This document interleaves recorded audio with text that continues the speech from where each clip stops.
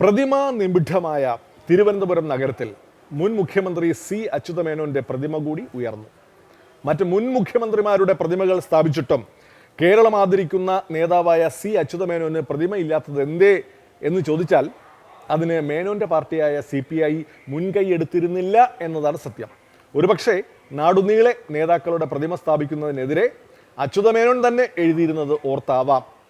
സഖാവ് കാനത്തിന്റെ അഭിലാഷമായ പ്രതിമാ നിർമ്മാണം പൂർത്തിയായത് അദ്ദേഹത്തിൻ്റെ ആകസ്മിക വിയോഗത്തിന് ശേഷമായിപ്പോയെന്ന് മാത്രം. പ്രതിമകൾ സ്ഥാപിക്കുന്നതും അത് അനാച്ഛാദനം ചെയ്യുന്നതും ഒരു രാഷ്ട്രീയ പ്രവർത്തനം കൂടിയാണെന്ന് തെളിയിക്കുന്നതായി അനാച്ഛാദന ചടങ്ങിലെ സഖാവ് ബിനോയ് വിശ്വത്തിൻ്റെ പ്രസംഗം. കമ്മ്യൂണിസ്റ്റ് പാർട്ടിയിലെ പിളർപ്പിന് ശേഷം ഇരു പാർട്ടികളും തമ്മിൽ മൂർച്ഛിച്ചു നിന്ന ഇന്നും കനലടങ്ങാത്ത മൂപ്പിളമ തർക്കത്തിൻ്റെ ഓർമ്മകൾ കൊണ്ടുവരുന്നതായി ബിനോയ് വിശ്വത്തിൻ്റെ വാക്കുകൾ.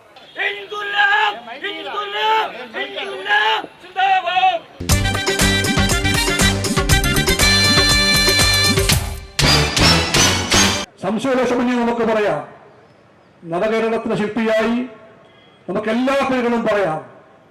പക്ഷെ ആദ്യം പറയേണ്ട പേർ, ആഴമുള്ള പേർ, ലക്ഷ്യത്തിന്റെയും പ്രവർത്തനത്തിന്റെയും എല്ലാം ദീർഘമായ വ്യക്തിത്വമുള്ള പേർ, ആ പേര് അച്യുതമേനോന്റെ പേരാണ്. ആ പേരാണ് ഇപ്പോൾ നമ്മുടെ എല്ലാ മനസ്സിൽ ഒരു വെളിച്ചം കണക്കെ വഴികാട്ടിയെപ്പോലെ ജ്വലിക്കുന്ന പേരെന്ന് ഈ നിമിഷത്തിൽ നമ്മളെല്ലാം ഓർക്കുന്നു. തുറിച്ചു നോക്കണ്ട, നിങ്ങളുടേത് വെറും ബൂർഷ്വാ ജനാധിപത്യ പാർട്ടിയാണ്.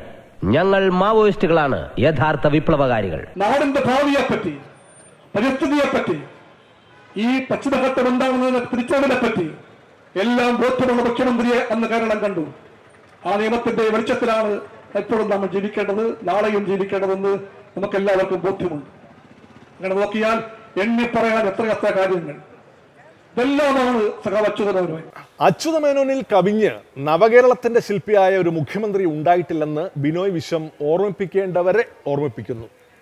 1969 മുതൽ 77 വരെ ഭരിച്ച അച്യുതമേനോൻ സർക്കാരിനെ കോൺഗ്രസ് ബാന്ധവം ചൂണ്ടിക്കാട്ടി ഇടതു സർക്കാർ എന്ന് വിളിക്കാൻ ഇഷ്ടാനിഷ്ടങ്ങളുടെ പേരിൽ മടിയുള്ളവർക്ക് ബിനോയ് വിശ്വത്തിന്റെ ഈ വാക്കുകൾ കൂടി കേൾക്കാം. ഇടതുപക്ഷം അധികാരം കൈയാളിയ ചരിത്രം പറയുമ്പോൾ, കഥ പറയുമ്പോൾ 57 ഗവൺമെന്റ് അവർ പറയുന്നത് ഇടതുപക്ഷ ഗവൺമെന്റാണ്. അവർ പറയുന്നു 67 ഇടതുപക്ഷ ഗവൺമെന്റാണ്. 57 67 കഴിഞ്ഞാൽ ആ ചരിത്രകാരന്മാർ പറയുന്നു പിന്നെ ഒരു ലെഫ്റ്റ് ഗവൺമെന്റ് ഉണ്ടായത് 80-ലാണെന്ന് പറയുന്നു. 80 വരെ പിന്നെ അവരുടെ കണ്ണിൽ ശൂന്യകാലാവധിയാണ്. ആ ശൂന്യകാലാവധിയാണ് ഈ രാജ്യം കണ്ട ഏറ്റവും വലിയ ലെഫ്റ്റായ ഇടതുപക്ഷമായ നയങ്ങളും നടപടിയും ഘോഷയാത്ര പോലെ ഉണ്ടായത് ആ കാലത്താണ്. അന്നാണ് ജന്മത്തെ അവസാനിച്ചത്. ലെഫ്റ്റാണോ അല്ലയോ ഒരു ഗവൺമെന്റിനെ ഒരു കാലത്തെ ലെഫ്റ്റ് ആക്കുന്നത്, അല്ലാതാക്കുന്നത് ഇഷ്ടങ്ങളല്ല, അനിഷ്ടങ്ങളല്ല, സത്യങ്ങളായിരിക്കണം. അങ്ങനെ വരുമ്പോൾ ഇടതുപക്ഷത്തിന്റെ ഗവൺമെന്റുകളിൽ മഹത്തായ സ്ഥാനമുള്ള സഖാവ് EMS ഗവൺമെന്റിനെ പോലെ, സഖാവ് വയനാട് ഗവൺമെന്റിനെ പോലെ, സഖാവ് BSന്റെ ഗവൺമെന്റിനെ പോലെ, സഖാവ് പിണറായിയുടെ ഗവൺമെന്റിനെ പോലെ ലെഫ്റ്റായ ഗവൺമെന്റാണ്, ലെഫ്റ്റ് ഗവൺമെന്റാണ് സഖാവ് അച്യുതമേനോൻ ഗവൺമെന്റ് എന്ന് കമ്മ്യൂണിസ്റ്റ് പാർട്ടിക്കും ഈ നാടിനും എന്നും ബോധ്യമുണ്ട്. ചരിത്രം അറിയോ? ക്ഷമിക്കണം, എനിക്ക് ഈ ചരിത്രം എന്താണെന്ന് അറിയില്ല.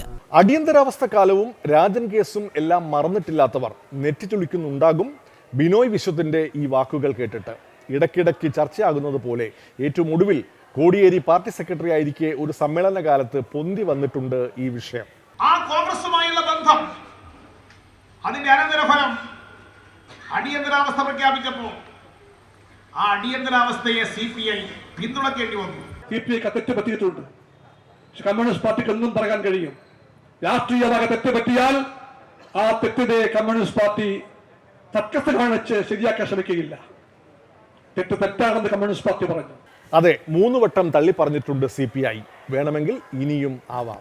പക്ഷേ CPI ബാന്ധവകാലത്തിന്റെ മധുവിധു ഓർമ്മയിലാണ് കോൺഗ്രസുകാരിൽ ചിലർ ഇപ്പോഴും.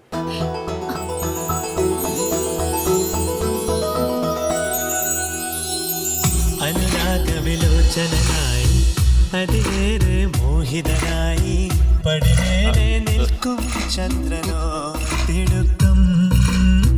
ഒരേ മനസ്സും ഒരേ ചിന്തയുമുള്ള ആളുകളുടെ പുതിയ മൂവ്മെന്റ് ഈ കേരളത്തിൽ ഉണ്ടാക്കാൻ നിങ്ങൾക്ക് കഴിയണം എന്ന് ഞാൻ വലിയ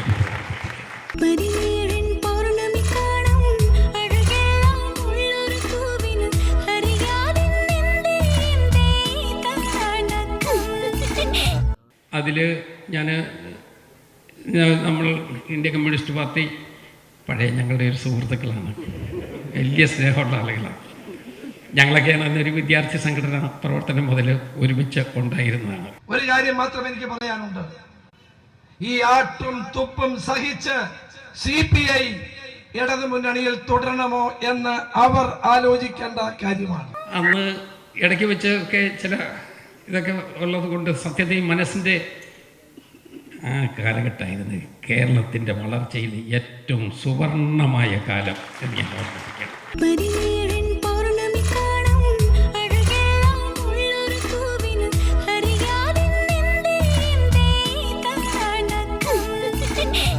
ഓരോ കാര്യത്തിലും CPIക്കെതിരായി ഉണ്ടാകുന്ന അഭിപ്രായ വ്യത്യാസങ്ങൾ സഹിച്ച് അവർ മുന്നോട്ട് പോകണമോ എന്ന് അവർ തീരുമാനിക്കട്ടെ. അതുകൊണ്ട് ഞാൻ പറയുന്നത് ഓപ്ഷൻസ് ആർ ഓപ്പൺ. അതൊക്കെ അവിടെ കിടക്കട്ടെ. ഇന്നല്ലെങ്കിൽ നാളെ നമുക്ക് ഈ പാവപ്പെട്ടവർക്ക് വേണ്ടി ഒരുമിച്ച് നിന്ന് പൊരുതാൻ കേരളം അനുവദിക്കട്ടെ. കോൺഗ്രസ്സുകാർ ഇതൊന്നും കണ്ട് വല്ലാതെ ഹാലിളകേണ്ട.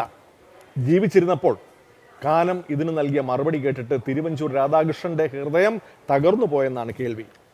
സ്നേഹബന്ധത്തിന് ഇത്രയൊക്കെ വിലയുള്ളൂ. ഇന്നിപ്പോൾ തലയ്ക്ക് സ്ഥിരമുള്ളവരാരെങ്കിലും കോൺഗ്രസിനോടൊപ്പം പോകും എന്ന് നമുക്കിപ്പോൾ വിശ്വസിക്കാൻ പറ്റുകയില്ല കേരളത്തിൽ.